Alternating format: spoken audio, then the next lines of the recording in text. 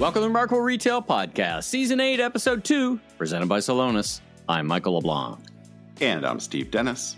Our special guest in this episode is Angela Clark, Vice President of Digital Studio, Patagonia. I'm thrilled to talk with a senior executive from this iconic brand, both well known for its connection to social causes and social activism, the Patagonia vest-wearing tech bros in Silicon Valley.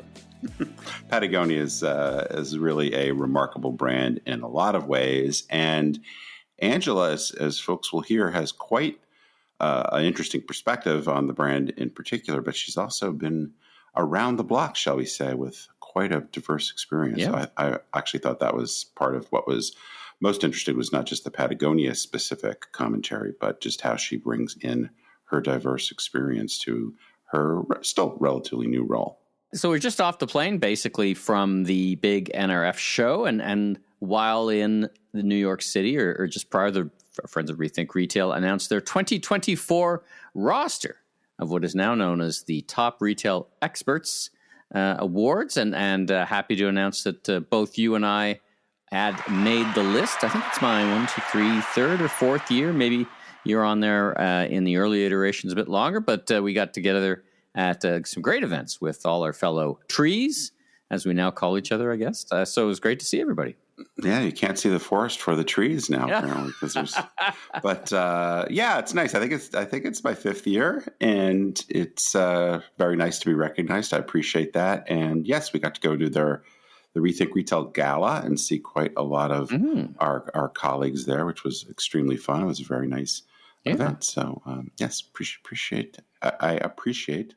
Can't even talk. I'm so overwhelmed with joy that I can't even say that I appreciate being recognized. I would expect to see many of our fellow trees at our next event that you and I will be at, which is Shoptalk in Vegas. Now, you're on the stage, and I think we got an offer for the people, too.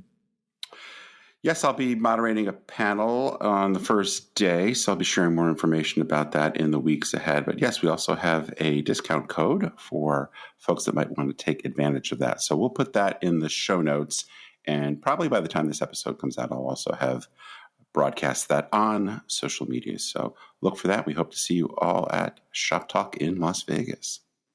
All right, well, let's get into the news of the week. I guess we should start with quick NRF takeaways. Thoughts from what was a very big show, very busy. You had the opportunity. We both had the opportunity to share those actually Tuesday night with some folks from Australia as well. What takeaways do you want to share with our listening audience that now that you got a few days perspective on the big event? Well, it's hard to do too much commentary in a short amount of time. I guess I would say overall, as I typically find, the presentations themselves, whether they're the keynotes or the more focused talks, panels, those kinds of things are kind of a mixed bag. I think it's hard for particularly the public companies to say much that's truly interesting or new. I did find, in fact, two of our past podcast guests, the CEO of Ulta, Dave Kimball, and the CEO of Tractor Supply Company, Hal Lawton, were on stage, and they always have interesting things to share. There was a session that Harley Finkelstein from Shopify was the moderator of, I guess you could say, but he's a great moderator too. He's very dynamic, very energetic, and Kyle Leahy from Glossier. She's I guess the relatively new CEO. Talked about some of her insights. CEO of Chewy. So there were several brands I thought were pretty interesting and shared a few tidbits.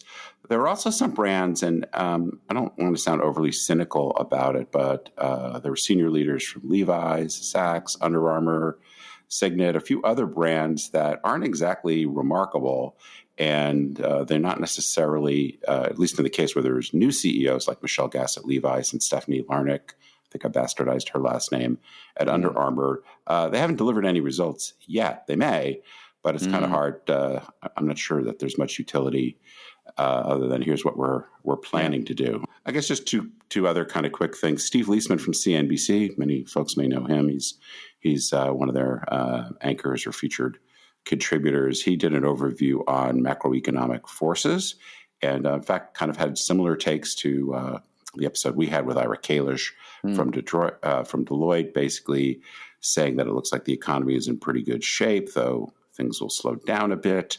Interest rates probably not likely to come down materially until the latter part of the year.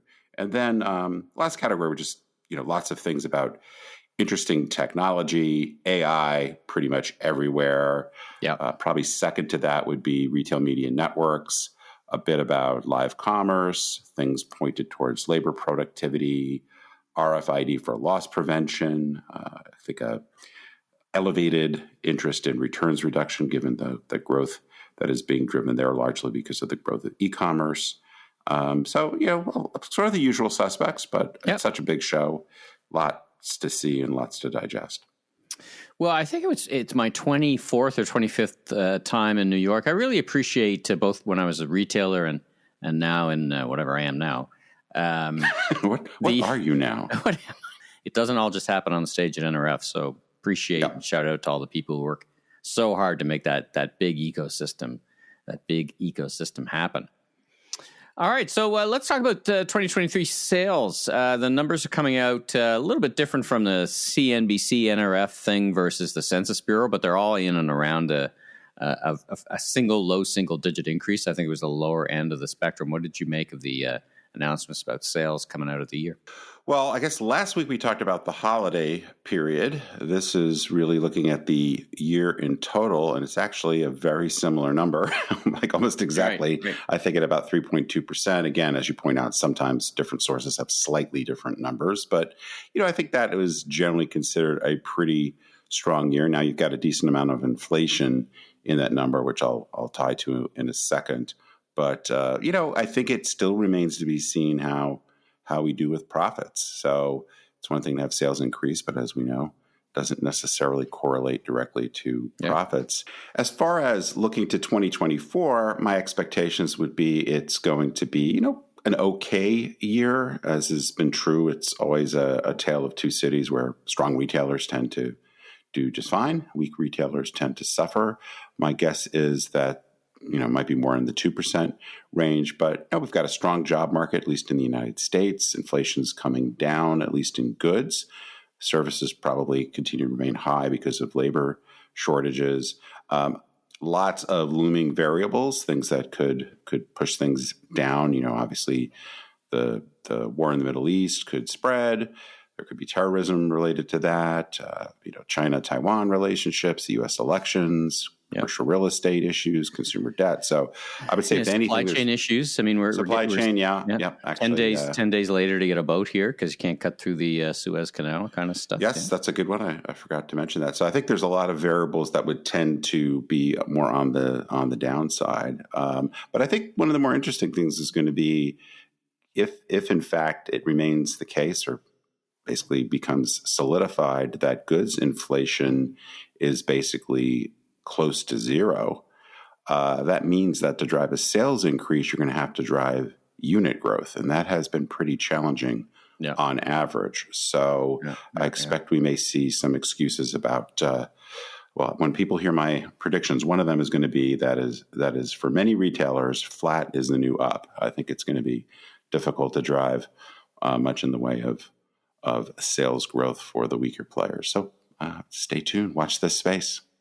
Let's talk about something that is not, I guess, the best. Macy's announced some job cuts and store closures. We've talked about Macy's many times around, you can't fix the hole by bailing out water. But what did you make of the numbers? And do you think this is it seems kind of an annual thing, right? They don't announce, they announce these kind of things like every year. Any takeaways from what they announced? Well, the first thing is, and I wouldn't be surprised by the time this episode comes out, that there are some announcements of more store closings, because as I'm sure you know, it's very typical after the new year for retailers to take a look at their store counts and do some store closings. So that in and of itself is not terribly surprising. I think the bigger news is the degree of job cuts, over 2,000 jobs being cut. And, this is really just more... Unfortunately, more of a similar pattern for Macy's is that they keep hoping to store close and cost cut their way to prosperity. And that's, as far as I know, never happened with a major retailer. I think it's also probably time to Tony Springs, the president of Bloomingdale's, now becoming the CEO at Macy's, get the hard news, I guess, out of the way quickly. Doesn't fix the relevance issue, though. No, it doesn't. No, their issues are all about relevance and differentiation. This really is a PTSD moment for me with Sears because, back when we were trying to turn that place around, there was a lot of pressure from Wall Street and a lot of internal pressure to keep cutting costs and shrinking the store fleet. And, I can tell you Sears's problems had nothing to do with number of stores and cost position. Actually, if anything, you can make an argument that Sears had cut too far. Someone mentioned to me at the NRF show that, boy, all they need to do is take themselves private and they'll fix everything. Because I'm not sure that's the answer, because I'm not sure what they're going to do differently as a private company to fix relevance. Going private, and I'm going to have a prediction also, just teasing a little bit, but a prediction next week about another retailer going private. It does have some advantages, but the problem is most of these types of retailers that go private, as you know, they often have to take on a bunch of additional debt in order to go private. And there's a massive amount of money that needs to be spent at these retailers to turn them around. And that's just not very likely to happen under a leveraged buyout scenario. And so, I agree with you that strategically it does not help things. It just might take them out of the quarterly pressure of Wall Street for a bit. Speaking of quarterly pressure, Wayfair cuts, I don't know, I've lost track of how many rounds they've cut, but it's a huge cut, 13% of their workforce. That's a big number for any retailer. What were your thoughts? Well, longtime listeners will know that I think Wayfair is one of these brands that it's kind of the emperor has no clothes. They've been all over the place in terms of their sales and profitability. So yes, on Friday as we record this, they announced a massive set of layoffs. This is their fifth round of layoffs in 4 years. There was a note from their CEO announcing these layoffs, which I have to say I was very, very cringe, as the kids say, mainly because he's got no riz. He's got no riz. He's got no riz. Yeah. I mean, we're massively losing our younger listeners right now, but this is a brand that grew very quickly. Its cumulative losses are extreme. It's just does not have the total addressable market that they originally thought. They've built this massive cost structure. They've grown largely through throwing a lot of marketing at the problem and by pricing too low. And so now they are trying to get back on track as they realize that the answer to how high is up is not very, and they haven't figured out a way to drive revenue without pricing below the market and marketing like a maniac. So I've been on Wayfair's case, or been consistent. Wayfair, or Waywork, as some people will call it. Some people being me, since February 2019, and since then their stock is down about 60%. I'm not sure why the current management is still there. Maybe that's the next shoe to drop. But anyway, it's very, very disappointing that they can't seem to figure this out. But I don't think their issues, just like Macy's, I don't think their issues are primarily about staffing levels. So I was looking at the news about Birkenstock, and initially the headlines grabbed me as quite negative. The shares are slumping, they're warning. But you've got some numbers that, and I know that they're popular at my house, that peel that back and say that there may be more to that story. Yeah, this was the first quarter since they've been a public company, and you're right, the stock did drop upon their release, and it was mainly because they warned that they expected some profitability and sales pressures going forward. But if you look at the performance objectively, and here's a brand that's 100 plus years old, I think, or something. Yeah. It's been around for a long time. Yeah. But they've got 20% sales growth, 60+% gross profit margins, 30+% EBITDA margin, which is just about unheard of other than in perhaps the illegal drug business. I don't know. Great cash flow. Yeah. And they have been shifting to more of a direct-to-consumer model. They announced they're going to be spending $150 million to expand their retail presence. So objectively, 98th, 99th percentile performance, I would say, in terms of a retailer. But they went out at a very, very rich offering. And so actually, if you look at the stock overall across the time it's been public, it's still up since its IPO. It's just that maybe the pricing got a little bit ahead of where the performance is. But very, very strong performance, really, really quite remarkable. Vision Pro goes on sale next week from the Apple headset that I've never actually yet to see Tim Cook wear. So I don't know what to make of that. But is this going to open up the metaverse? It's not a cheap thing, as you would expect from Apple. Are you going to be watching? Are you going to be getting one? What are you going to do? Well, if they want to send me one, I'll be happy to try it out. But I don't think I'm on the list of if anybody from their PR agency is listening. Yeah, I mean, Scott Galloway, I think, referred to it as the world's most expensive contraceptive device because it makes you totally unappealing to romantic partners. But yeah, it's going on sale February 2nd. They apparently are having some production issues. So even if you're ready to plunk down $34.99, that's $3,499, you might not be able to get yours for a while. People that I know who have used it, or I shouldn't say that I know personally, but that I've read or heard them to speak about it, are quite impressed with it. They do refer to it as a computer for your face, which is not meant as a compliment because it's quite bulky and I guess relatively heavy. I expect that they're not going, in the scheme of Apple, they're not going to sell a lot of these. I do think it is really the interesting thing is what's the next iteration of this going to look like? So a year from now or 18 months from now, when they come out with the $14.99 deluxe version and the $9.99 version, if they ever do, right? Be interesting. Yeah. If they ever do, they may continue to play in the. I mean, their opening price point, so to speak, phones have never been a big deal for them. Their phones go up, not down. It'd be interesting to see where they play. And one thing I'd say about Apple is I went 20 years without wearing a watch. I just got tired of wearing a watch. And now I wear my watch every day. It got me, their watch, which I kind of like. I don't know what's good about that. But now it got me back into the market. Who knows? Maybe it's a market maker. And for some people, I don't know. Well, yeah, I would think about it as kind of seeding the market, just like, many things come in at these higher price points. But I think for it to become, really a culture changer in the way that the iPhone did, the price is going to have to come down a lot, as does the profile. And I think as technology improves and they work on it and they get all the feedback in the market, it's hard to imagine it won't come down. Just kind of how quickly and to what degree, I think is the question. But presumably that's at least a year away before we really have what I would call more the broader market version. All right. Well, that's news of the week. Let's leave it there and let's hear a few words from our presenting sponsor, Celonis. Want to ramp up speed and productivity for your entire retail operation?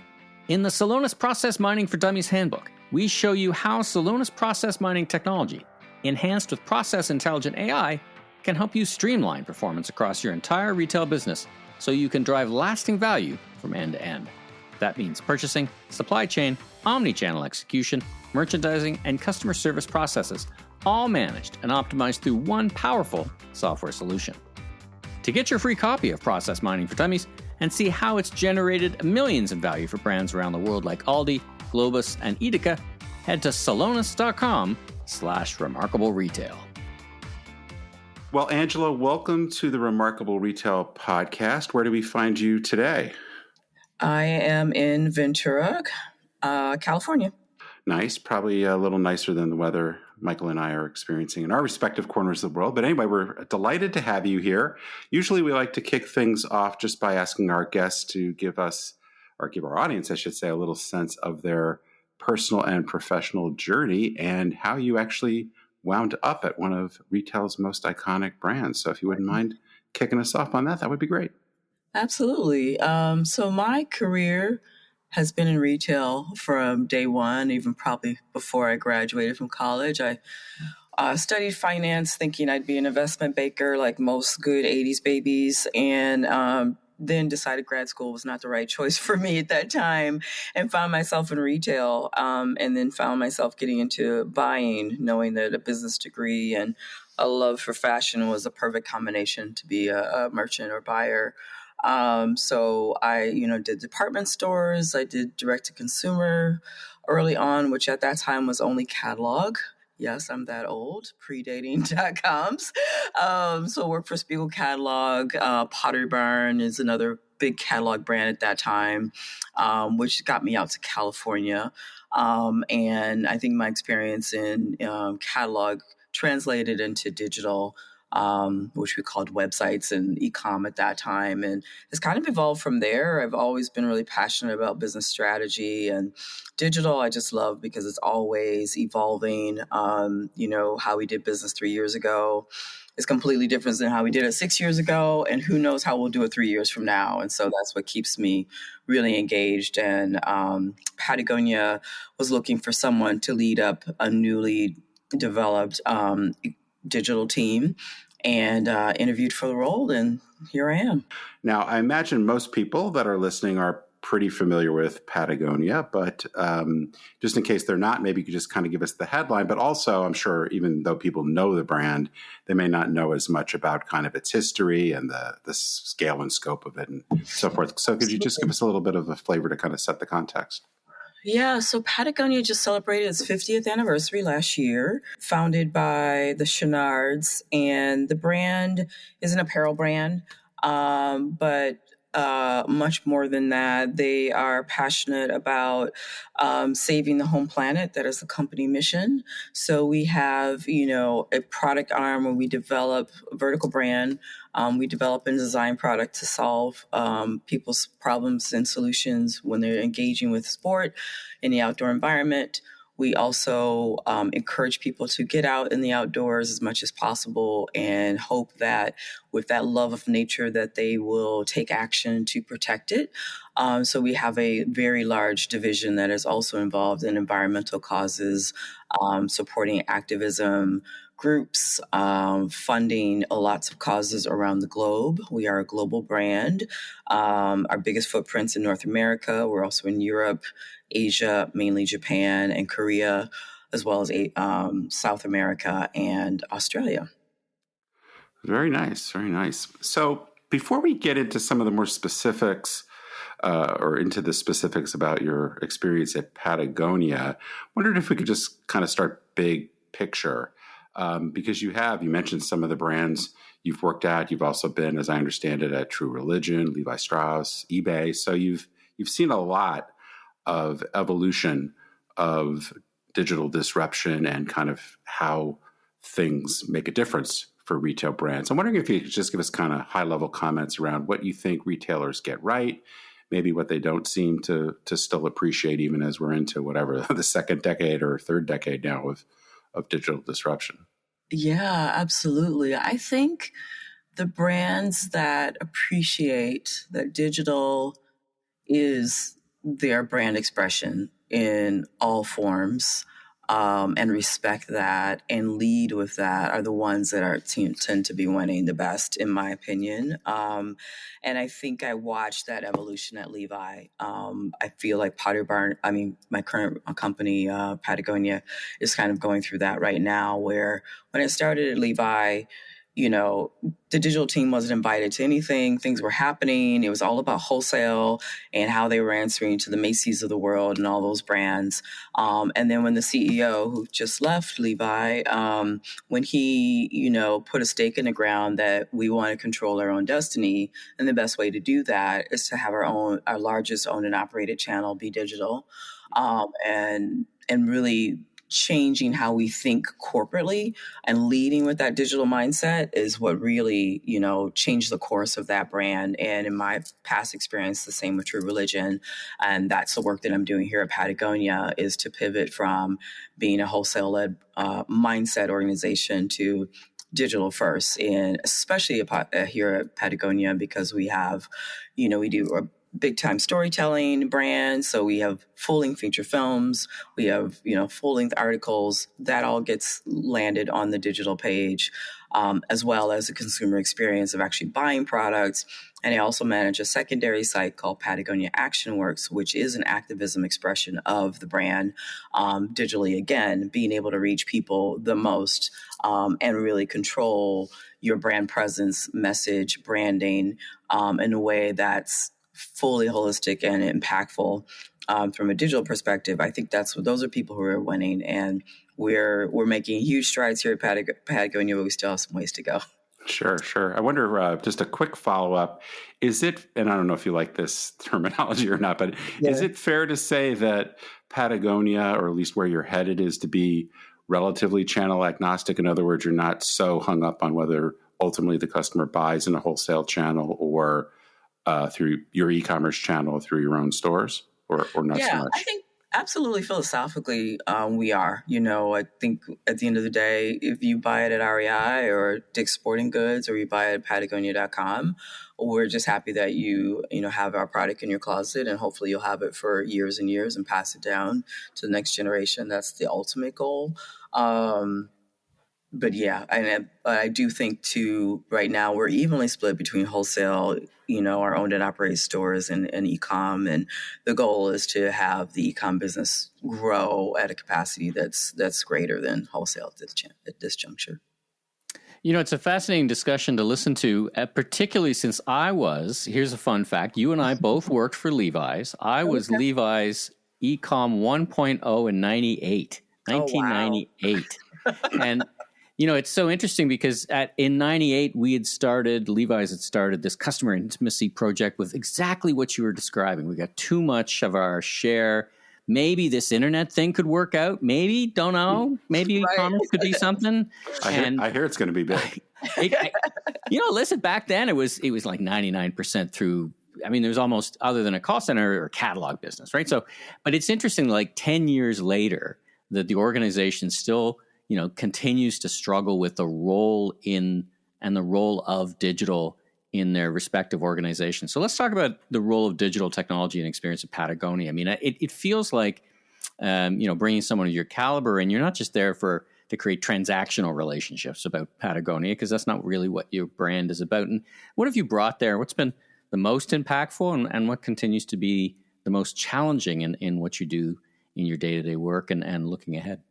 Yeah, I think honestly, the most impact I've made to the brand, I'm coming up on my 2-year anniversary, has really been about how we work and not necessarily what we do. That was probably the biggest thing, because I inherited an incredibly talented team of people who were just a little not as effective at the work that they were doing, because there were so many hurdles and so many I know this word is overused, but our company was definitely very siloed in how teams operated.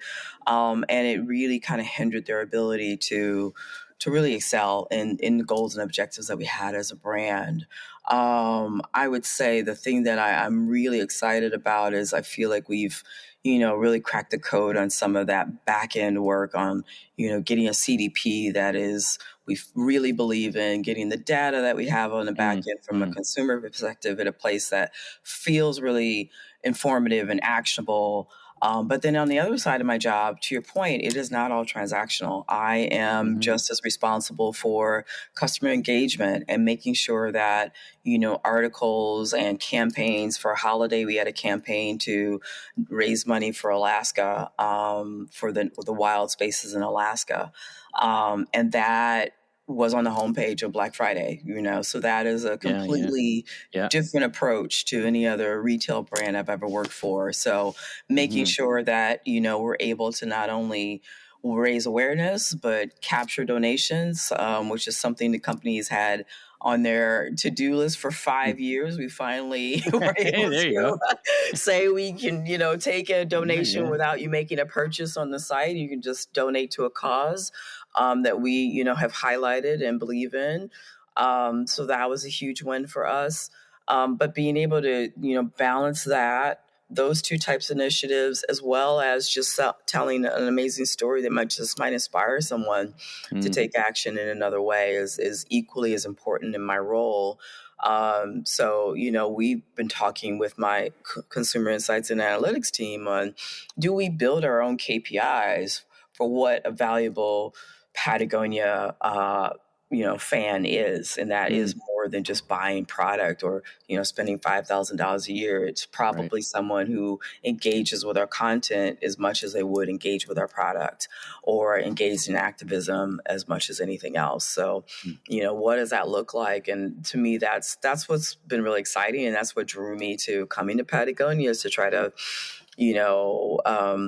just look at things differently and expand from what I've done and, so far in my career. So between the three of us, we've seen a lot of e-commerce technology come and go. I mean, when Steve and I were first starting out, it was like $1 million just to take a credit card online. Right. What technologies are you excited about in 2024 and beyond? What, with your experience, what gets you excited in things that you can bring to Patagonia or that you can find and discover in new places like at, shows like at the NRF or whatever?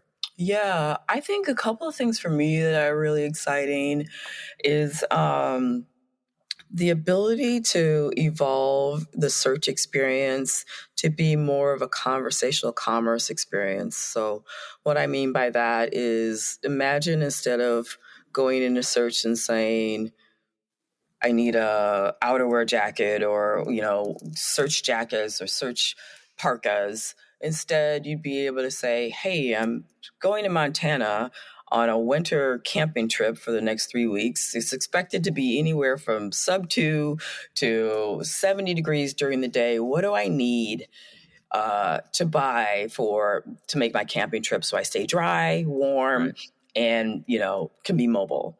And instead of a laundry list of products, you actually get a conversation of like, here's the things I recommend, where AI can scrub the website from all the content that we have and pull back a conversation to say, that's going to be an amazing trip. I did see that the weather is going to be that. And here's 3 things that you need. I also know that you've bought from us in the past this item. Here's 2 other things that probably are going to add to your arsenal of products, right?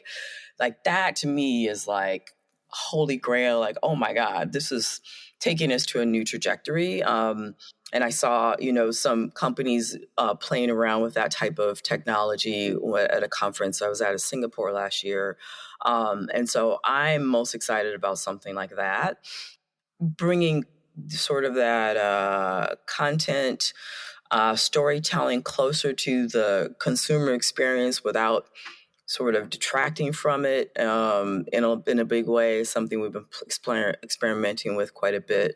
I'm also really excited about that. I would say, lastly, the more we can connect people's engagement with our brand in real life and in digital, especially because our stores are also community hubs. They're places where people come to listen to talks, to listen to books, watch a book signing.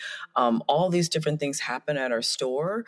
And to be able to track someone or be able to engage with them on, you went to a store, you saw this event, you showed interest in this. Hey, this is what's going on in your neighborhood from an ActionWorks perspective. If you really want to get involved with that cause, we'll be in your town doing XXX, and be able to connect also with their commerce experience and bringing that all into a holistic view is what I'm really excited about. And there's a few brands that have tools that, take this sort of RSVP, technology well beyond just making sure someone shows up for an event, but be able to engage them pre-event, post-event, and then bring them into our CDP long-term. That to me is really exciting.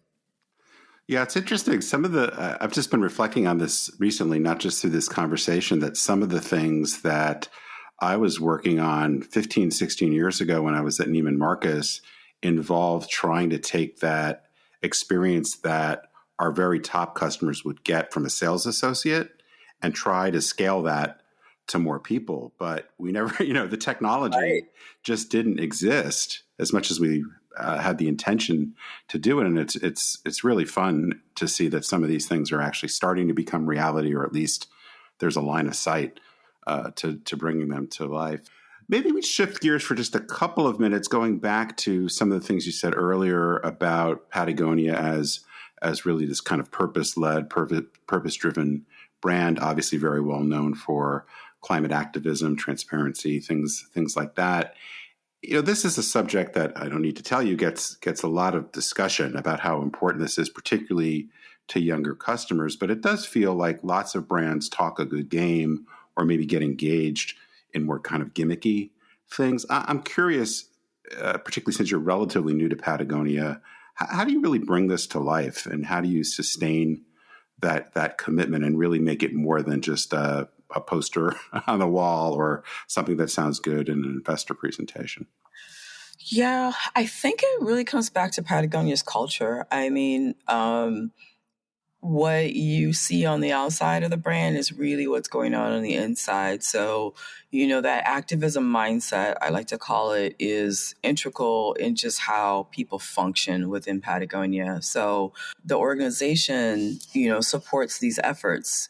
Some fun facts that I like to tell people about some of our employee benefits are, if you were protesting for a cause that's environmentally focused and you were happen to get arrested, Patagonia would bail you out if you're peacefully protesting. So they put their money where their mouth is in that regard. We get, after being here for a year, you have the opportunity to take an internship with an environmental organization and get paid your full salary to be up to 2 months fighting for whatever cause you may think really inspires you that helps impact climate change. I think just having those types of programs within the organization just kind of is a truth serum, right? It's like we really do walk the walk. And then I think, shout out to our creative team and all of the marketing folks there. The stories we tell are not only told well, but they're 100% authentic. They're not, let's get this, influencer and send them on the side of a mountain and, take a photo of them. It really is someone, a photo team in the trenches. A majority of our assets and photography are coming from the field, or people who aren't even employees of Patagonia. They're people who are out there living that life every day. And we partner with them to tell those stories within our brand. So I think that's as authentic as you can possibly be. And so I think that translates into almost everything that we do. And that activism mindset also creates an environment where you're willing to challenge people. Is this the best that we can do? Have we done all that we can do? Which, sometimes can be painful, but at the end, you have a great product at the end of the day, regardless of what that is, if that's physical or content. So I think that, to me, that's been what I've seen here, and it's been the most amazing surprise and delight, that it really is exactly what I expected it to be. That's great to hear. And I think you can definitely really see it. It comes through in so much of what you guys do. So one last question, a little bit of, well, I guess it's related in some sense, but one of the things we're exploring this season, somewhat selfishly because my new book focuses on this, but we're exploring transformational leadership. What do leaders do to really accelerate and take bolder action when it comes to innovation and transformation? It doesn't sound like Patagonia needs to do any kind of complete transformation. Obviously, the business is quite successful, but you're trying to bring a continued stream of innovation and so forth to play. What advice would you have, either from what you've seen at Patagonia or from your past experience, to our audience that are trying to make more progress? Yeah, I think this is going to sound a little corny, but be brave. I think you really have to decide that you're going to continue to engage leadership and challenge the status quo. I like to be armed with ammunition, which is usually data. I usually like to do, make sure that I have, my research, if it's within my own brand, of, pulling data and understandings of what we are doing, or working cross-functionally, working outside of our brand and doing the research and seeing what other people are doing. And this is a great example of a brand where I can't just come here and say, oh, you know what, buy now, pay later. We need to do that. Why aren't you guys doing it? Let's do it tomorrow. There's a lot of, the leadership was very resistant to that idea. Even though I've had success in other brands with it, and I know it to be, really impactful, I had to kind of really take the time to bring leadership along, understand what their concerns were, understand what their fears were, understand, what articles they're reading and where they're getting this sort of insight, and then be able to work with my team to build the case. And first time out the bat, I got shot down. Come back 6 months later, round two, got shot down. Here I am 2 years later. I'm finally getting the green light for it. So, that might not be the most groundbreaking technology, but I think the mindset of, knowing when something's really worth fighting for and just continuing to fight for it. I think building that sort of network and knowing that, what other people are working on and what people are having success on, if you see that opportunity to engage with it with your brand. I would say the other thing for me too is I'm often looking well outside of my vertical for where the wins are. I think that's something that a lot of creative leaders do is, you might go to a museum and see something amazing and be like, oh my God, why aren't we could totally make that happen in an apparel brand. Like, why don't we do that? I think those are the kind of like mind shifts that really, spark people's curiosity and get people to think differently about how we do business. So that would be my suggestion. Well, what a fantastic discussion. It's great to hear you articulate the modern perspective on digital. So if people want to hear more, are you a LinkedIn person? And where can they go learn more about your work at Patagonia and Patagonia itself? Yeah, LinkedIn is my home. So that is where I'm very easily to be accessed. Angela Clark at Patagonia. I'm on a board for Ergo Baby as well. So those are my two places, and involved in a lot of other, retail-centric, especially when it comes to women in leadership. That's another passion area of mine that I like to engage in. So involved with women in retail, and the Women of Color Retail Alliance are a couple of organizations that I've found be very impactful as well. So that's where I am outside of being in Ventura, California at the corporate office for Patagonia. Well, that's great. And by the way, congratulations. I saw that you were one of the 24 Commerce excellent leaders from my friend Scott Silverman, Veronica. From the folks at Commerce Next. Congratulations on that. A great acknowledgement of your leadership in the digital space. Well, listen, thanks so much on behalf of Steve and I for joining us on Remarkable Retail Podcast. It's been a real treat to get to know you and hear your perspectives. And we wish you continued success and look forward to a great 2024 and beyond. Thank you so much. I appreciate being here. I really appreciate it. I really loved the conversation with Angela. As I said before we even got into it, part of what I really liked is just her diverse experience. We often hear a lot of folks commenting on the future of retail and digital that really haven't had the breadth and depth of experience that someone like Angela has. So I really like that. I also thought that, Patagonia is one of these brands that has purpose really integrated completely into their brand, as opposed to it being a program or in some cases kind of a feature piece. Yeah. But the other things that really caught my attention, and probably partially because I've been spending a lot of time on these areas with my new book, is just this idea of courageous leadership. How important it is to be willing to take those risks, to not just keep working hard to defend the status quo. So I really like that. And I guess the other one was just this idea, I call it, and I stole this from somebody else, to be fair, but this idea of seeking insight everywhere, that you can learn a lot about what's next for your brand, for your consumers, by looking at different places, not just right in your immediate category or your direct competition. I really appreciate the time she spent with us. So I thought it was a great interview. Yeah, it's interesting. I guess one more thing I'll add is, we see some organizations, and I guess we talked about it in the news, like with Macy's, that essentially were sleepwalking through the revolution that happened around them and were very slow to change, and that has put them into an increasingly perilous position. That's not so much Patagonia's case, right? They may have been slow to adopt some of these things, but they had a brand. There wasn't this, they didn't necessarily have to have the sense of urgency, because the core of their brand was highly relevant, highly differentiated. They really knew their people and were very true to their vision. So it's in just a lot kind of of ways, interesting, the motivations, Yeah, and they were ahead of their time, in fact, right? They set the pace for a lot of the things that people are talking about 20 years ago, 30 years ago. Yeah, right. Yeah, not necessarily right on the digital side, but certainly in terms of sustainability and many other aspects of their brand. Thanks for tuning in. New episodes of Season 8, presented by Celonis, will show up each and every Tuesday. And be sure to tell your friends and colleagues in the retail industry all about us. And I'm Steve Dennis, author of the best-selling book, Remarkable Retail, and my new forthcoming book, Leaders Leap, Transforming Your Company at the Speed of Disruption, which will be published in March and is available for pre-order at booksellers everywhere. You can learn more about me, my consulting, and keynote speaking at stephenpdennis.com.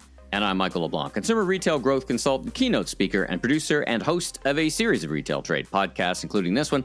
You can learn more about me on LinkedIn, and you can catch up with both of us next in person at Shoptalk in Las Vegas this March. Safe travels, everyone.